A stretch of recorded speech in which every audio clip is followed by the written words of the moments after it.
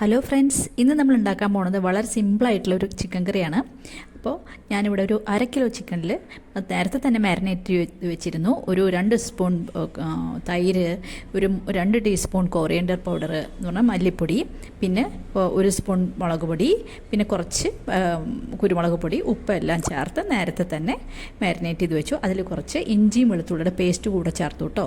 എല്ലാം കൂടി അരമണിക്കൂർ മുമ്പ് തന്നെ മാരിനേറ്റ് ചെയ്ത് വെച്ചു. അടുപ്പത്ത് ചീഞ്ചട്ടി വെച്ചു. അതിലേക്ക് 2 ടേബിൾ സ്പൂൺ വെളിച്ചെണ്ണയിൽ നമ്മൾ ഏലക്കായ, ഗ്രാമ്പൂ, ഒരു പട്ടക്കെട്ട്, ഒരു 3 സവോള ചെറുതായിരുന്നു, അത് നല്ലോണം ചെറുതാക്കി മുറിച്ച് ഇട്ടതിന് ശേഷം നന്നായി വഴറ്റി അതിലേക്ക് 2 പച്ചമുളക് കൂടി ഇട്ട് കൊടുത്തു, കുറച്ച് കറിവേപ്പില കൂടി ചേർത്ത് കൊടുത്തു. ഇനി നമുക്ക് നന്നായിട്ട് വഴന്നു വരുമ്പോൾ അതിലേക്ക് നമ്മൾ ഇഞ്ചി പച്ചമുളകിൻ്റെ പേസ്റ്റ് 1 ടീസ്പൂൺ ഇട്ട് കൊടുക്കുക കേട്ടോ.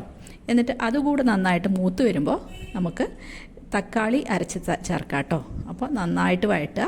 ഇപ്പോൾ നല്ലോണം നിറം മാറിയിട്ടുണ്ട്. ഇനി നമുക്കതിലേക്ക് വലിയൊരു തക്കാളി അല്ലെങ്കിൽ 2 തക്കാളി കേട്ടോ. അപ്പോൾ ഞാനൊരു വലിയ തക്കാളി അരച്ച് ചേർക്കുകയാണ്. അരച്ച് ചേർത്താൽ ഒന്നും കൂടെ കൊഴുപ്പ് കിട്ടും, അതിന് വേണ്ടിയിട്ടാണ് അങ്ങനെ ചെയ്തത്.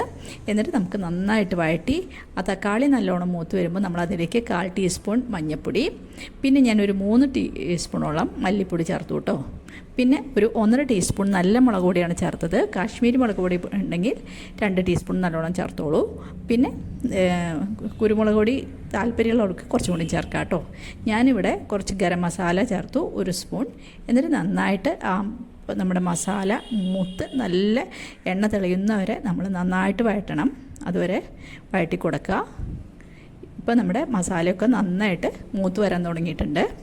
ഇനി നമുക്കതിലേക്ക് നമ്മൾ മാരിനേറ്റ് ചെയ്ത് വെച്ച ചിക്കൻ പീസസ് ഇട്ട് കൊടുക്കാം കേട്ടോ. അപ്പോൾ ഞാൻ ചിക്കൻ പീസസ് ഇട്ട് കൊടുത്തു. എന്നിട്ട് നമുക്ക് നന്നായിട്ടൊന്ന് ആദ്യം ഇളക്കി കൊടുക്കാം. ഇത് വളരെ എളുപ്പമായിട്ട് എല്ലാവരും ചെയ്യണ പോലെ തന്നെ ഒരു ചിക്കൻ കറിയാണ്. അപ്പോൾ ആദ്യം നമുക്ക് നന്നായിട്ട് വഴറ്റി ചിക്കൻ്റെ കഷ്ണത്തിലെല്ലാം മസാല പിടിക്കുന്ന പോലെ തീയ് ഒരു മീഡിയത്തിൽ വെച്ചിട്ട് നന്നായിട്ട് വഴറ്റുക. ഇപ്പം ഇനി വെള്ളം ഒഴിക്കേണ്ട കാര്യമില്ല.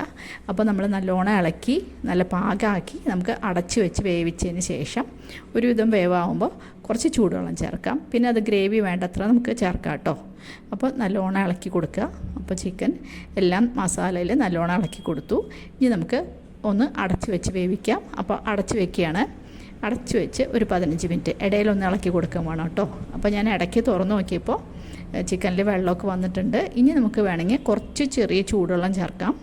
നമുക്ക് ആവശ്യത്തിന് ഗ്രേവിക്ക് വേണ്ട ചൂടുവെള്ളം നമുക്ക് ചേർത്ത് കൊടുക്കാം കേട്ടോ. ആദ്യം നമുക്കൊന്ന് ഇളക്കി നോക്കാം. അപ്പോൾ ഗ്രേവി നല്ല തിക്കാണെന്ന് കണ്ടു കഴിഞ്ഞാൽ നമുക്ക് എത്ര ഗ്രേവി ആവശ്യമുണ്ടോ അതനുസരിച്ച് ഒരു 1/2 ഗ്ലാസ് വെള്ളം ചേർത്ത് കൊടുക്കാം. അപ്പോൾ ഞാനൊരു 1/2 ഗ്ലാസ് വെള്ളമാണ് കേട്ടോ ചേർത്ത് കൊടുക്കുന്നത്. അത് നിങ്ങളുടെ ആവശ്യം പോലെ ചെയ്യാം. ഇനി നമുക്ക് ഒന്നും കൂടെ ഒന്ന് നന്നായിട്ട് അടച്ചു വെച്ച് വീണ്ടും ഒന്ന് വേവിച്ചെടുത്ത് കഴിഞ്ഞാൽ നമ്മുടെ ചിക്കൻ കറി തയ്യാറായി. അപ്പോൾ ഞാൻ വീണ്ടും ഒന്ന് അടച്ചു വയ്ക്കുകയാണ്. അപ്പോൾ വീണ്ടും ഒരു 6-7 മിനിറ്റ് കഴിഞ്ഞു കേട്ടോ. അപ്പോൾ നമ്മുടെ ചിക്കൻ കറി റെഡി ആയിട്ടുണ്ട്. ഇതാ നല്ലോണം എണ്ണയൊക്കെ നല്ലോണം തെളിഞ്ഞ് വന്നു.